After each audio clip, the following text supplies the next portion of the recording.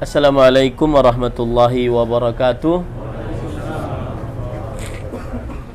Bismillahirrahmanirrahim. Alhamdulillahi rabbil alamin. Wa sallallahu wa sallama wa barak ala abdihi wa rasulihi nabiyina Muhammad wa ala alihi wa ashabihi ajma'in, amma ba'd. Alhamdulillah, kita bersyukur pada Allah subhanahu wa ta'ala pada hari ini, hari Selasa 13 Jumadil Akhirah 1445 Hijriah, bertepatan dengan 26 Desember 2023. Kita masih berada di kota Mekah, di Hotel Snod, dalam rangka berumroh, kemudian bertinggal sementara di kota Mekah Al-Mukarramah ini untuk mengisi waktu kita. Maka kita gunakan untuk belajar ilmu agama Islam. Dan tema yang kita angkat pada kesempatan kali ini adalah ilmu beragama atau metode beragama. Salawat dan salam semoga selalu Allah berikan kepada Nabi kita Muhammad sallallahu alaihi wa ala alihi wasallam, pada keluarga beliau, para sahabat, serta orang-orang yang mengikuti beliau sampai hari kiamat kelak. Dengan nama-nama Allah yang husna dan sifat-sifatnya yang ulia, kita berdoa, Allahumma inna nas'aluka ilman nafi'an wa rizqan tayyiban wa amalan mutaqabbala, Allahumma amin. Ahibati fillah, afanillah wa iyyakum. Bapak Ibu, saudara-saudari jamaah umroh PT Noruha yang saya cintai karena Allah, semoga Allah subhanahu wa ta'ala selalu memberikan afiat kepada kita di dunia dan di akhirat. Pada kesempatan kali ini saya akan membahas tentang permasalahan yang agak berat, karena berkaitan dengan akidah. Dan akidah adalah keyakinan seorang muslim di dalam qalbunya tentang agama Islam, yang tidak boleh ragu di dalamnya sedikit pun. Termasuk perkara akidah adalah rukun iman. Termasuk perkara akidah adalah permasalahan hak-hak para sahabat. Termasuk perkara akidah adalah hak-hak pemerintah dan rakyat. Termasuk perkara akidah adalah pembicaraan tentang keimanan dan seterusnya. Nah, yang kita bicarakan sekarang adalah metode beragama atau tata cara beragama. Kalau saya buka Kamus Besar Bahasa Indonesia, agama itu adalah ajaran atau sistem yang mengatur tata kepercayaan dan peribadatan kepada Tuhan yang Maha Kuasa, serta kaidah yang berhubungan dengan pergaulan manusia dan manusia, serta manusia dan lingkungannya. Jadi kalau agama itu, dia urusannya dengan akidah, keyakinan hati. Itu diatur dalam agama.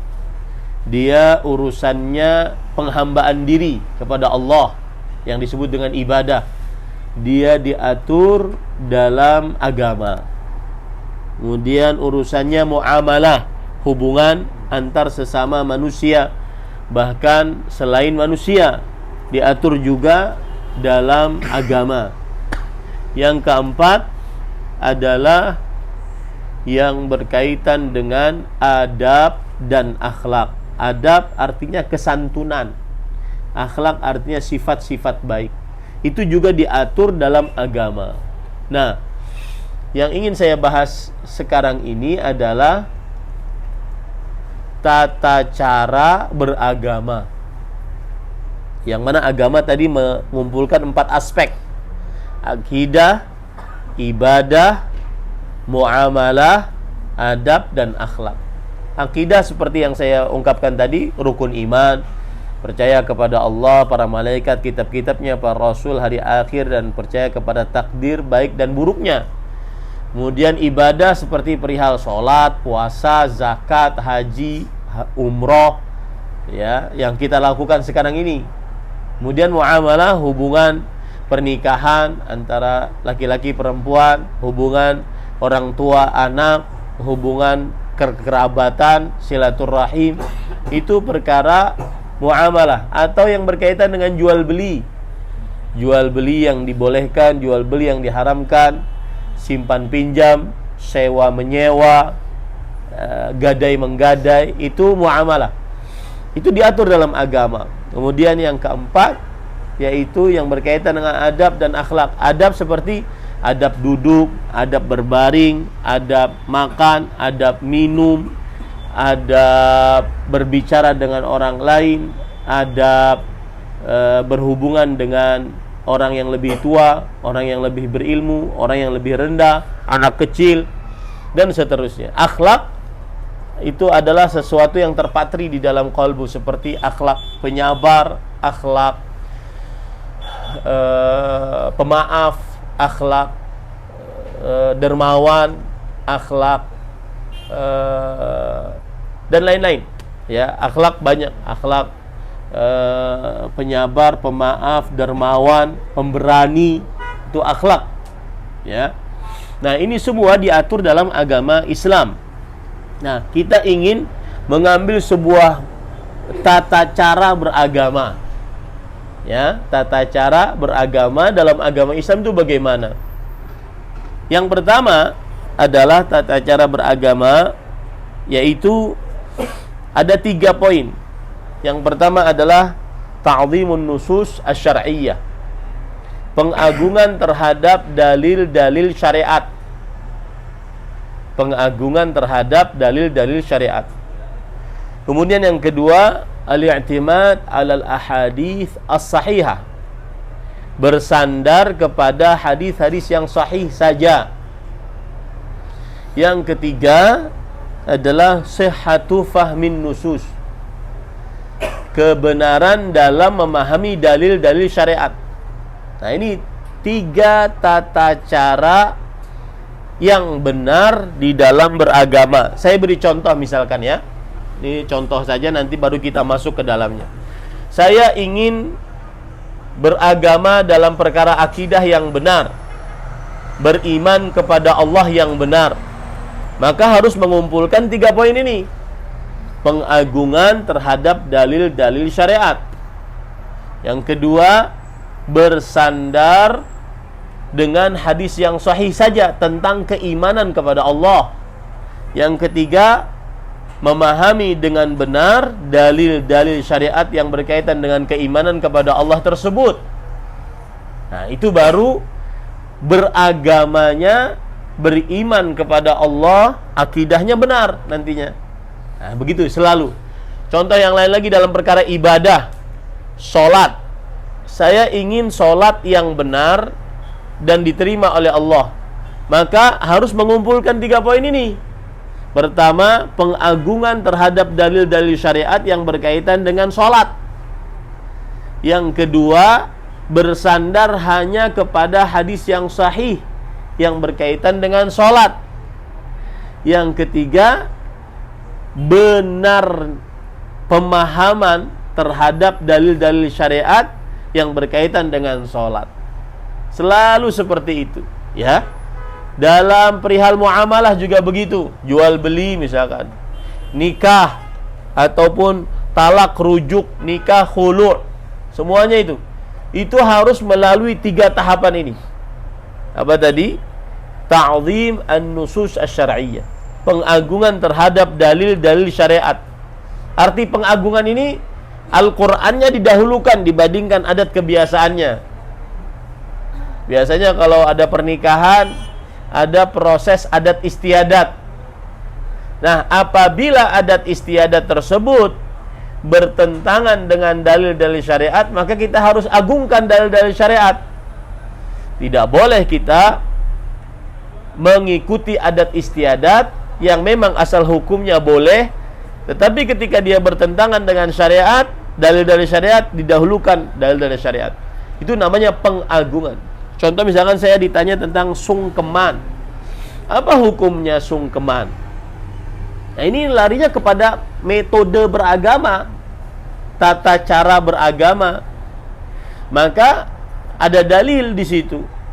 Lau kuntu amiran ahadan an yasjuda li ahadin la amartul mar'ata an tasjuda li zawjiha li'idhami haqqihi 'alaiha. Kalau aku memerintahkan seseorang untuk sujud kepada seseorang, maka niscaya aku perintahkan istri sujud kepada suaminya, karena saking besarnya hak suami di hadapan istri. Baik. Nah, berarti ini dalilnya harus pegang, harus diagungkan. Nah, apabila sungkeman terjadi di dalamnya sujud, maka tidak boleh. Makanya bisa disiasati, tidak ada sujud, tetapi minta restu. Sungkeman itu kan artinya minta restu untuk menikah. Ya, tidak harus identik dengan sujud atau bersimpuh layaknya kita ruku kepada makhluk. Nah, itu tidak diperbolehkan. Ini maksudnya mengagungkan dalil syariat. Ya. Kemudian yang kedua tadi, bersandar hanya kepada hadis sahih. Yang ketiga tadi, benar di dalam memahami dalil-dalil syariat tersebut. Begitu ya. Baik, saya akan masuk ke dalam 3 poin tadi. Jadi ibu-ibu, bapak-bapak, kalau beragama, agama bukan hanya urusan celana di atas 2 mata kaki, jenggot panjang, cadar, jilbab lebar, gamis panjang, bukan. Agama itu mencakup seluruh aspek kehidupan manusia. Akidahnya, ibadahnya, muamalahnya, adab dan akhlaknya. Nah, selalu memakai 3 poin ini. Ya, selalu memakai 3 poin ini. Mengagungkan dalil syariat. Yang kedua, memakai hanya hadis-hadis yang sahih. Yang ketiga adalah benar di dalam memahami dalil-dalil syariat. Baik. Sekarang, apa dalil bahwa kita wajib untuk mengagungkan dalil syariat? Sebelumnya saya ingin disclaimer dulu. Dalil syariat itu adalah Al-Quran dan hadis serta ijma', terutama ijma'nya para salafus saleh. Karena Al-Quran pasti datang dari Allah Subhanahu wa ta'ala. Hadis wahyu dari Allah Subhanahu wa ta'ala melalui Rasulullah sallallahu alaihi wasallam. Ijma', kesepakatan para ulama sepeninggal Rasul sallallahu alaihi wasallam. Dan Rasul sallallahu alaihi wasallam bersabda, la tajtami'u ummati ala dhalalah. Umatku tidak akan bersepakat di atas kesesatan. Ini dalil ijma'. Tetapi ijma' ini lebih kuatnya kalau di zaman sahabat, zaman tabi'in, zaman tabi'ut tabi'in saja. Adapun ijma' setelahnya susah untuk terjadi. Karena ulama sudah menyebar ke segala penjuru dunia, susah untuk dikumpulkan kesepakatan mereka. Dan zaman tabi'in itu tabi'ut tabi'in terakhirnya 257 Hijriah. Yaitu yang meninggal Al-Hasan bin Arafah Al-Baghdadi. Itu tabi'ut tabi'in terakhir yang meninggal. Nah, jadi harus mengagungkan dalil dari Al-Quran dan hadis Rasul SAW. Itu tata cara beragama kita. Harus mengagungkan dalil dari Al-Quran. Apa dalilnya? Allah Subhanahu wa ta'ala berfirman di dalam surah Al-Hujurat ayat 1. Ya ayyuhalladzina amanu la tuqaddimu baina yadayillahi wa rasulih wattaqullaha innallaha khabirum bima ta'malun. Wahai orang-orang yang beriman, jangan kalian mendahului Allah dan Rasulnya. Ya, tidak boleh. Kalau ada Al-Quran, hadis Rasul, tidak boleh kita dahului. Kita wajib mengagungkan Al-Quran dan hadis Rasul SAW. Tidak boleh kita dahului dengan perasaan, tidak boleh kita dahului dengan adat kebiasaan manusia, tidak boleh kita dahului dengan fanatisme terhadap perkataan selain Allah dan Rasulnya Sallallahu Alaihi Wasallam. Nah, ini ayat jelas sekali bahwa kita wajib mengagungkan dalil syariat. Kemudian yang lain, yaitu surat An-Nur ayat 51. Allah Subhanahu wa taala berfirman, "Innama kana qaulal mu'minin idza du'u ila Allahi wa rasulih liyahkuma bainahum an yaqulu sami'na wa ata'na." Ucapan orang beriman kalau diajak kepada Al-Qur'an dan hadis, mereka mengucapkan kami mendengar, kami taat. Ya, pokoknya kalau sudah ada ayat, sudah ada hadis, maka yang ada adalah kami mendengar dan kami taat. Sami'na wa ata'na. Mendengar itu untuk memahami, bukan untuk mendebat. Kita tidak memakai pemikiran seperti pemikiran kaum ahli kalam yang suka berdebat, yang suka memakai teori hermeneutika.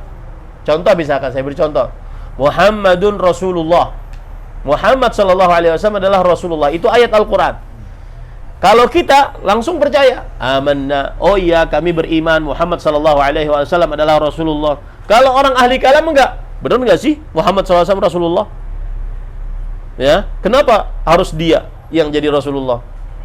Kenapa manusia biasa yang jadi Rasulullah? Yang sama-sama makan di pasar, berjalan di pasar, sama-sama makan minum. Kenapa enggak malaikat aja yang jadi Rasulullah sallallahu alaihi wasallam? Nah, itu cara berpikirnya ahli kalam. Ya. Orang-orang yang ilmunya dibangun di atas logika, tidak dibangun di atas ketundukan terhadap dalil syariat. Nah, orang beriman selalu seperti itu. Sami'na wa ata'na. Kami mendengar ini untuk memahami, bukan untuk mendebat. Lalu setelah itu, setelah paham, ata'na. Jadi dalam agama Islam sebenarnya tidak perlu untuk terlalu jenius jadi seorang muslim. Makanya banyak pengikut Nabi, ya, mantan budak Bilal, Khabbab ibn al-Arad, Al-Miqdad ibn al-Aswad, dan yang lain-lain, mudah dipahami, ya, tidak terlalu sulit untuk beragama Islam, karena tugasnya mendengar ayat, fungsinya untuk memahami, lalu ditaati. Seperti itu, ya. Kemudian dalil yang lain yaitu surat Al-Ahzab ayat 36. Ya, Allah Subhanahu wa taala berfirman, "Wa ma kana lil mu'minin wa la mu'minatin idza qadallahu wa rasuluhu amran an yaqulu sami'na wa ata'na." An yakuna lahumul khiyaratu min amrihim.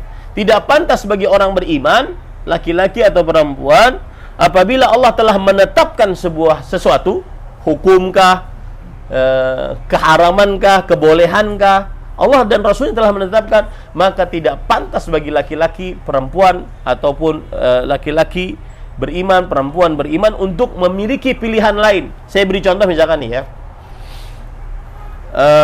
perempuan, Allah berfirman, yudnina alaihinna min jalabibihin. Hendaknya para perempuan memanjangkan jilbab-jilbab mereka. Berarti wajib tutup aurat. Maka pada saat itu tidak ada khiyarah. Khiyarah itu artinya kerjakan enggak ya, tutup enggak ya. Ya. Nah, ini bantahan terhadap ada seorang wanita terkenal di Indonesia mengatakan bahwa jalan surga itu banyak.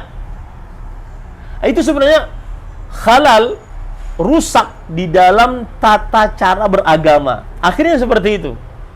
Yang penting saya jujur, yang penting saya on time, tetap tepat waktu, yang penting saya tidak menyakiti orang. Masalah saya tidak pakai jilbab, jalan surga masih banyak. Ini keliru, cara beragamanya keliru. Ini penting sebenarnya. Tata cara beragama penting untuk dibahas. Ya. Karena perilaku-perilaku yang terjadi di sekitar kita itu hasil dari salahnya tata cara beragama. Saya beri contoh misalkan, yang lagi rame di Indonesia, di Jakarta terutama, nonton film dakwah. Ya, film Islami, nanti ada film kafiri. Ini tata cara beragamanya keliru. Kenapa demikian? Karena ada dalil yang harus kita agungkan. Ada dalil yang harus kita agungkan. Jangankan di tempat, makanya kemarin tuh ke tempat museum tuh agak gimana-gimana gitu. Karena itu kan campur dalam gelap-gelap gitu. Tapi saya juga baru pertama jadi tahu. Taib, di dalam, jangankan di tempat gelap, dalam satu ruangan, di tengah jalan saja, Rasulullah SAW pernah keluar Masjid Nabawi, kemudian beliau melihat perempuan laki-laki bercampur baur, ya, dalam sesuatu yang bisa kita untuk tidak bercampur. Rasulullah SAW kemudian bersabda, "Ya ma'asyaran nisa, istakhirna, laisa lakunna an tahquna tariq, alaikunna bihafati tariq." Wahai perempuan, para perempuan, pinggir kalian. Tidak pantas sebagai kalian di tengah jalan. Hendaknya kalian di samping-samping jalan. Nah, ini dalam keadaan yang mungkin kita bisa lakukan untuk di samping-samping. Tapi kalau di Masjidil Haram Mekah susah ya. Karena saking banyaknya manusia. Maka ada pengagungan dalil. Makanya ini tidak boleh yang seperti itu. Nah, jadi beberapa kejadian dan perilaku-perilaku di masyarakat muslim menyimpang gara-gara tadi. Gara-gara tidak mengagungkan dalil. Ya. Tidak mengerjakan tata cara beragama yang benar, yang pertama, yaitu mengagungkan dalil. Coba perhatikan sekarang. Para salafus saleh, mereka sangat-sangat, salafus saleh itu berarti para sahabat, para tabi'in, para tabi'ut tabi'in. Yang saya katakan tadi meninggal paling terakhir 257 Hijriah. Ada seorang sahabat Nabi bernama Abdullah bin Umar radhiyallahu anhuma. Beliau meriwayatkan sebuah hadis, lihat dalil, ya, harus diagungkan. Kata beliau, Rasul sallallahu alaihi wasallam bersabda, "La tamna'u nisa'akumul masajida idza sta'dzannakum ilaiha." Hadis riwayat Muslim. Jangan kalian larang istri-istri kalian pergi ke masjid jika mereka meminta izin kepada kalian untuk pergi ke masjid mengerjakan sholat berjamaah. Gak boleh dilarang. Itu ketetapan Rasul sallallahu alaihi wasallam. Wahyu dari Allah Subhanahu wa taala. Harus kita agungkan. Yang meriwayatkan siapa? Abdullah bin Umar bin Khattab radhiyallahu anhuma. Ada anak dari Abdullah namanya Bilal. Bilal bin Abdullah bin Umar bin Khattab radhiyallahu anhuma. Rahimahullah. Bilal mengatakan, "Wallahi lanamna'ahunna." Demi Allah, kami para suami akan melarang istri kami pergi ke masjid. Saya ingin nanya kepada bapak-bapak, apakah Bilal, cucunya Umar ini, ketika mengatakan seperti itu ingin menentang hadis atau karena kecemburuannya sebagai seorang suami agar sang istri tidak sering keluar rumah? Pilih mana? Kecemburuan. Agar sang istri tidak seliweran berhadapan dengan laki-laki, jalan dengan laki-laki seenaknya, sering keluar rumah, dan seterusnya. Beliau mengatakan, demi Allah kami akan larang istri kami. Bukan karena ingin menentang hadis Rasul sallallahu alaihi wasallam, tetapi karena kecemburuan seorang suami. Tetapi lihat, Abdullah bin Umar, beliau mengagungkan dalil. Kata rawi yang meriwayatkan hadis ini, beliau mengatakan, "Fa aqbala alaihi Abdullah, fasabbahu sabban sayyan, ma sami'tuhu sabbahu mithlahu qat." Datanglah sang bapak kepada anaknya tadi, si Bilal. Kemudian sang bapak mencaci maki anaknya. Mencaci maki anaknya. Aku tidak pernah melihat Abdullah bin Umar mencaci maki sang anak seperti dia sedang mencaci makinya sekarang. Kenapa? Karena berhadapan dengan hadis Rasul. Hadis Rasul mengatakan jangan dilarang, anaknya malah mengatakan aku akan larang. Ini pengagungan terhadap dalil. Ya. Nah, itu cara beragama. Kalau ada dalil, maka para ulama mengatakan kana waqafan 'inda hududillah. Para ulama salaf seperti Abdullah bin Mas'ud radhiyallahu anhu, beliau senantiasa tetap berdiri di dalam dalil. dari Al-Quran, hadis Rasulullah SAW. Itu tata cara beragama. Pegang itu dalam urusan apapun, akidahnya, ibadahnya, muamalahnya, adab dan akhlaknya. Tidak ada menerima diskusi dalam hal ini. Kalau sudah ada dalil, sami'na wa ata'na. Nggak ada pilihan lain. Kerjakan nggak ya? Nggak ada. Ya, kalau perintah kerjakan, kalau larangan jauhi. Tidak ada. Kayaknya nggak mengerjakan, baik-baik aja tuh, nggak ada. Itu tata cara beragamanya, harus dengan mengagungkan dalil. Contoh yang lain lagi, itu perkara ibadah ya tadi ya, sang istri pergi ke masjid. Perkara muamalah, perkara yang ringan, muamalah atau adab lah. Ada Abdullah bin Mughaffal radhiyallahu anhu. Beliau melihat murid beliau mengetapel. Ya, mengetapel. Berburu tapi dengan ketapel. Abdullah bin Mughaffal mengatakan, "Kana Nabi sallallahu alaihi wasallam yakrahu an yukhdhaf." Nabi Muhammad SAW melarang kalau berburu dengan ketapel. Fa innahu la yanka'ul adu wala, ada hadisnya, la yustadu bihi as-sayd la yanka'u bihi al-adu walakinnahu yuksiru as-sinna wa yaqfa'ul qain ya wa yafqa'ul 'ain. Artinya ketapel itu tidak bisa membunuh binatang buruan. Ketapel itu tidak bisa mematikan musuh. Ketapel itu cuma bisa mematahkan gigi atau memicahkan mata. Selesai. Jadi jangan sampai berburu memakai ketapel. Setelah diberitahu oleh sahabat Nabi yang bernama Abdullah bin Mughaffal tadi, orang ini masih main ketapel. Datanglah Abdullah bin Mughaffal mengatakan, "Ukhbiruka anna Rasul sallallahu alaihi wasallam kana yakrahu aw yanha 'anil khadhab. Thumma araka takhdhib, la ukallimuka kadza wa kadza." Aku tadi melarang engkau untuk berburu dengan ketapel karena Rasul sallallahu alaihi wasallam melarang. Tapi kemudian engkau masih ngeyel. Nah, lihat berapa banyak orang yang di zaman sekarang ngeyel kalau ada ayat Al-Quran di Rasul sallallahu alaihi wasallam. Nah, itu sebenarnya orang-orang ahli kalam. Ya. Tapi engkau ngeyel, masih saja berburu dengan ketapel. Maka kata Abdullah bin Mughaffal, lihat bagaimana pengagungan terhadap Allah. Aku tidak akan pernah berbicara denganmu sampai kapanpun. Lihat. Berat. Ini tata cara beragama. Di sini kenapa kita kadang-kadang misalkan ada orang dulu mengatakan, saya tidak bisa memanjangkan jenggot karena kalau panjang jenggot saya seperti tusuk sate. Maka kita di situ kita tergugah untuk mengagungkan dalil syariat. Karena memajangkan jenggot bukan urusan jenggotnya, tetapi di situ ada dalil syariatnya yang berbicara Nabi. A'ful liha, aufirul liha, panjangkan jenggot, waffirul liha, biarkan tebal, dan seterusnya. Bukan urusan sekedar jenggot, bukan. Tetapi di situ ada hadis Rasul, ada perintah Rasul SAW. Berani nggak orang mengatakan di hadapan Rasul ketika panjangkan jenggot, perbanyak jenggot, kemudian dia mengatakan, wahai Rasulullah, saya kalau panjang seperti tusuk sate. Berani dia mengatakan seperti itu di hadapan Rasul SAW? Tentu tidak berani.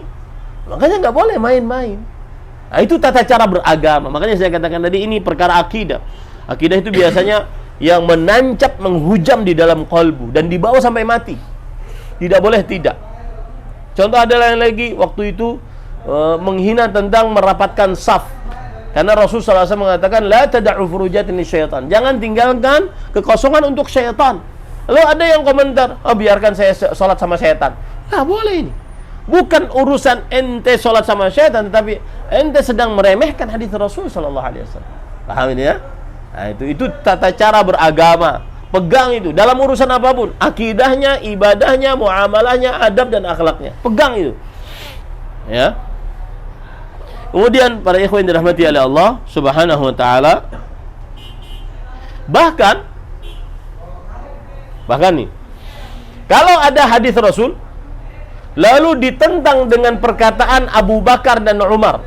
Tidak ada manusia yang lebih mulia setelah para rasul, para nabi, kemudian Abu Bakar dan Umar. Tapi kalau sudah bertentangan dengan dalil dari Al-Quran dan hadis Rasulullah SAW, maka tidak boleh ditentang dengan perkataan siapapun, hatta qaul Abi Bakar wa Umar, sampai perkataan Abu Bakar dan Umar radhiyallahu anhum. Enggak boleh. Tidak boleh. Ya. Abdullah bin Abbas pernah mengatakan, yushiku an tanzila alaikum hijaratun minas sama. Aqulu qala Rasul sallallahu alaihi wasallam wa taqulu qala Abu Bakar wa Umar. Masih saja kalian, hampir saja kalian diturunkan hujan batu dari langit oleh Allah Subhanahu wa taala. Aku sedang mengatakan Rasul sallallahu alaihi wasallam bersabda seperti ini, kemudian kalian mengatakan Abu Bakar dan Umar berkata seperti ini. Tidak boleh. Lihat coba sekarang. Ada orang mengatakan Rasul SAW bersabda, kullu bid'atin dalalah. Setiap bid'ah sesat. Itu Rasul SAW bersabda. Lalu ditanding dengan perkataan Umar, ditanding perkataan dengan Imam Syafi'i, ditanding perkataan dengan Sultanul Ulama Al-Aziz bin Abdussalam. Tidak pantas. Nah, ini kan larinya kepada tata cara beragama. Ini hati-hati ya. Tata cara beragama, yaitu pengagungan terhadap dalil syariat. Kalau sudah ada dalilnya, maka kata orang Arab, alal ain war ra's. Alal ain war ra's. Artinya saya sangat tunduk patuh. Ya. Mata dan jadi kalau antum bermuamalah dengan orang Arab, nah itu berarti sudah dia nggak akan bohong. Dia nggak akan bohong. Kalau bohong aib bagi dia. Perjanjian misalkan jam 2 ya. Nah itu berarti sudah. Itu kebiasaan orang Arab tuh. Alal ain war ra's. Ya, kalau sudah ada dapat dalil, tidak ada lagi kompromi. Tidak ada diskusi bahkan. Ar-Rahman 'ala 'arsy istawa. Allah beristiwa di atas 'arsy. Enggak bisa didiskusikan. Sudah dalilnya seperti itu. Ar-Rahman 'ala 'arsy istawa. Allah beristiwa di atas 'arsy. Adapun nanti diskusi ini kalau seandainya Allah di atas 'arsy berarti Allah ada tempat. Itu pikiran manusia. Kita mengimani Ar-Rahman 'ala 'arsy istawa. Pengagungan terhadap dalil. Baik. Kemudian yang ketiga. Yang kedua, sebelum itu para ikhwan yang dirahmati oleh Allah Subhanahu wa taala, ada lagi kisah banyak sebenarnya menarik. Di antaranya misalkan gini. Seperti yang saya ungkap, setan itu licik ya. Licik banget. Dia karena saking profesionalnya mengganggu manusia ribuan tahun, jutaan tahun ganggu manusia, jadi dia licik. Salah satunya adalah diajak manusia untuk berlebih-lebihan dalam beragama. Contoh misalkan ada kisah di zaman Sa'id ibn Musayyab rahimahullah, bahwa sholat setelah adzan subuh itu cuma 2 rakaat. Setelah itu nunggu antara adzan dan iqamah dengan doa, dengan macam-macam. Lalu ada orang setelah sholat 2 rakaat, dia sholat lagi 2 rakaat salam, sholat lagi 2 rakaat salam sampai iqamah. Setelah sholat, Sa'id ibn Musayyab rahimahullah ta'ala mengatakan, rakaat al-fajri, sholat setelah adzan subuh cuma 2 rakaat. Kemudian orang ini bertanya, ayu'adzibunillahu ala salah. Apakah Allah akan menyiksa saya karena saya sholat? Saya kan sekarang nggak maksiat. Saya sedang sholat nih. Masa saya dilarang untuk sholat? Maka kata Sa'id bin Musayyib, seorang tabi'i yang belajar dengan sahabat Rasul sallallahu alaihi wasallam radhiyallahu an, dan sahabat Rasul belajar kepada Rasul sallallahu alaihi wasallam. Beliau berkata, la yu'adzibuka 'ala shalah. Allah tidak akan menyiksamu karena engkau sholat. Walakin yu'adzibuka 'ala khilafis sunnah. Tetapi Allah akan menyiksamu karena engkau tidak sesuai dengan sunnah. Yaitu tidak sesuai dengan dalil dari Al-Quran dan hadis Rasul sallallahu alaihi wasallam. Yaitu 2 rakaat sebelum subuh, hanya 2 rakaat setelah azan. Setelah itu menunggu iqamah. Baik. Sekarang yang kedua. Tata cara beragama yang kedua apa tadi? Bersandar hanya kepada hadis sahih. Kenapa? Karena hadis sahih menghasilkan ilmu yang benar-benar kuat dugaannya bahwa ini benar dari Rasul sallallahu alaihi wasallam. ya, menghasilkan ilmu yang benar-benar dugaannya kuat bahwa ini dari Rasulullah sallallahu alaihi wasallam. Itu satu. Yang kedua, kenapa tidak mengamalkan hadis lemah? Karena dengan mengamalkan hadis sahih itu sudah mencukupi, menyibukkan kita daripada hadis lemah.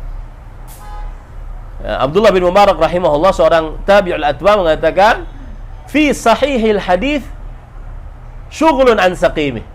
Dalam hadis yang sahih itu menyibukkan kita untuk mengerjakan hadis-hadis yang lemah. Hadis yang sahih saja belum selesai kita kerjakan, bagaimana hadis yang lemah? Ya. Kemudian yang ketiga, memang jumhur ulama mengatakan bahwa boleh mengerjakan hadis lemah, akan tetapi mereka mempunyai syarat. Syaratnya adalah harus ada hadis sahih di atasnya. Satu. Yang kedua, tidak boleh didakwahkan hadis lemah tersebut. Dua. Yang ketiga, tidak boleh disandarkan hadis lemah tersebut kepada Rasulullah sallallahu alaihi wasallam. Kalau begitu sudah sibukkan saja dengan hadis apa? Hadis sahih. Ya. Ini cara yang kedua, cara beragama yang kedua.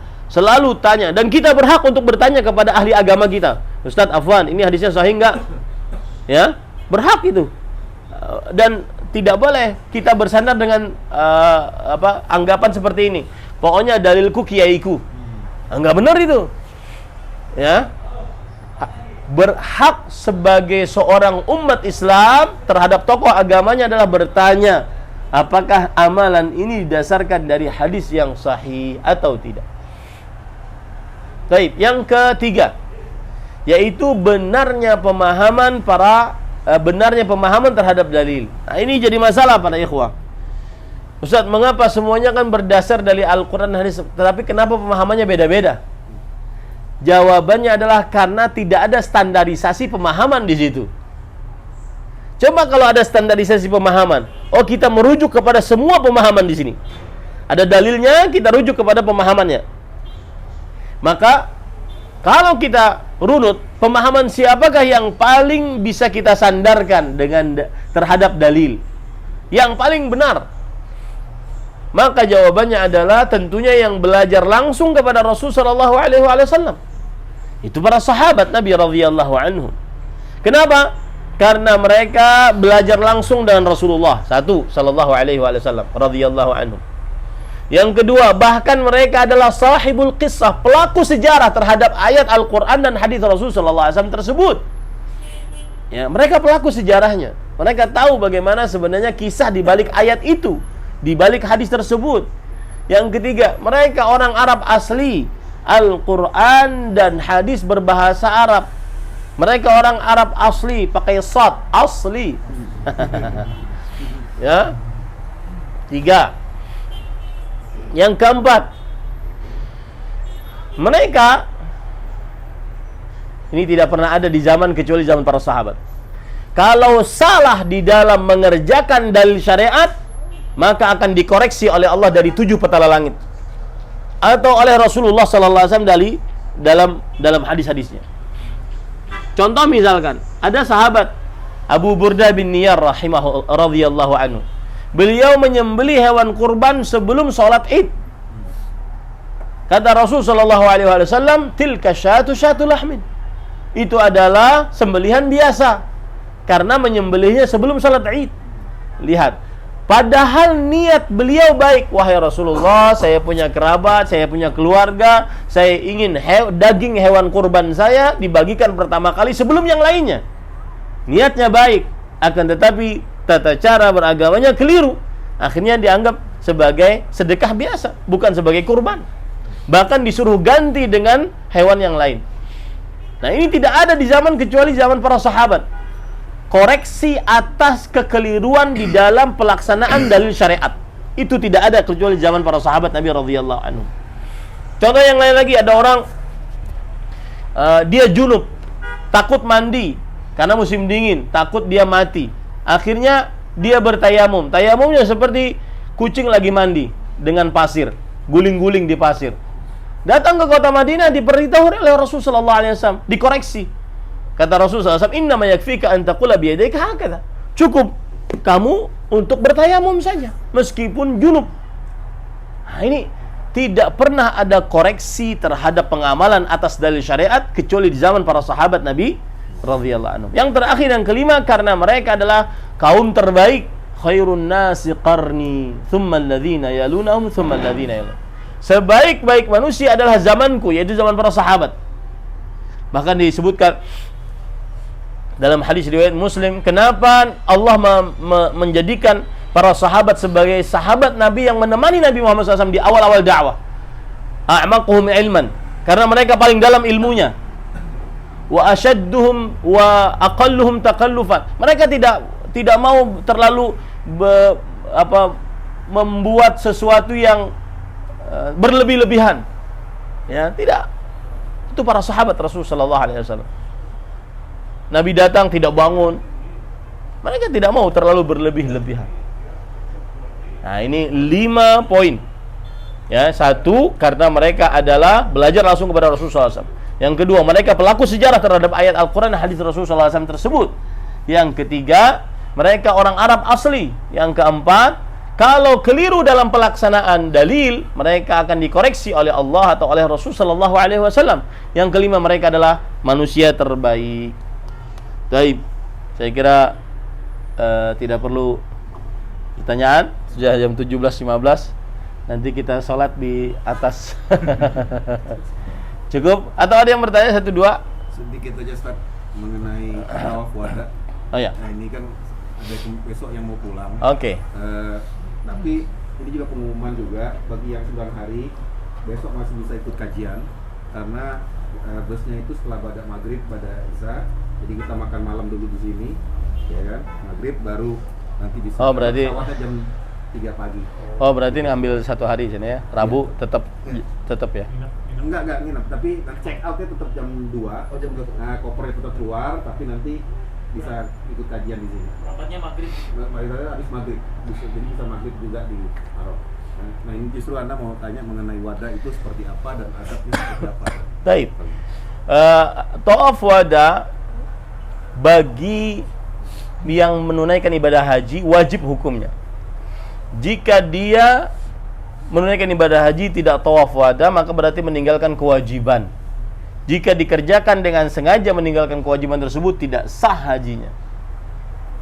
Dan jika dia meninggalkannya karena ada uzur, maka dia membayar dam, menyembelih kambing dan dibagikan kepada orang fakir muslimin di kota Mekah.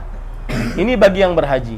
Adapun tawaf wada bagi yang berumrah, maka dengan kesepakatan mazhab fikih yang 4, mazhab Hanafi, Maliki, Syafi'i, Hambali, maka tidak wajib untuk tawaf wada. Ya, tidak wajib untuk tawaf wada. Fatwa ini penting karena apalagi kalau seandainya bapak-bapak yang mungkin berat untuk tawaf di lantai 1 dan 2 dan 3. Ya, karena lantai itu ada piringan, ya, kemudian 1, 2, dan 3. Ya, lantai 2 atau lantai 3 itu berat, 2,5 jam mungkin. Tapi kalau seandainya dikerjakan pelan-pelan, selesai juga. Ya, tapi kalau ada yang keberatan, maka saya kasih fatwa itu hukumnya sunnah, artinya jika meninggalkan tidak mengapa. Taib. Lalu dikerjakan kapan, Ustaz? Tawaf wada itu. Tawaf wada itu adalah dikerjakan ketika ingin keluar dari kota Mekah. Maka karena keluarnya habis maghrib, bisa saja dikerjakan setelah zuhur, ya, karena asar berarti kita kajian. Ya, setelah zuhur atau atau sebelum zuhur. Adapun dia tinggal kembali di sini, kemudian masih bisa tiduran di sini, itu tidak mengapa. Atau masih berjual beli, tidak mengapa. Yang penting niatannya dia sudah pergi, ingin keluar dari kota Mekah ini. Adapun karena satu hal dia akhirnya ingin lempar realnya belum selesai, masih banyak realnya gitu ya. Ya, maka pada saat itu tidak mengapa. Ya, Bahkan kalau tidur pun juga tidak mengapa, asalkan dia niatan untuk berangkat. Baik. Oh, boleh saja, tidak mengapa. Ya. Ke masjid boleh saja. Ya. Baik. Pokoknya yang tidak boleh itu adalah niatnya dirubah. Yang asalnya ingin keluar kemudian tidak jadi, maka itu harus tawaf wada ulang. Paham ya? Berkaitan dengan niat saja. Adapun pekerjaannya tidak mengapa, mau dia makan dulu, berbelanja dulu, tidur dulu, ke masjid lagi, tidak mengapa. Ya. Tidak. Di waktu duha boleh saja. Ya, di waktu duha pagi-pagi itu tidak mengapa. Iya, pagi-pagi tidak mengapa itu. Baik, ada lagi ibu-ibu? Cukup ya? Ya, kita cukupkan dengan kafaratul majlis. Subhanakallah bihamdik asyhadu an la ilaha illa anta astaghfiruka wa atubu ilaik. Sallallahu nabiyana Muhammad walhamdulillahirabbil alamin. Wassalamualaikum warahmatullahi wabarakatuh.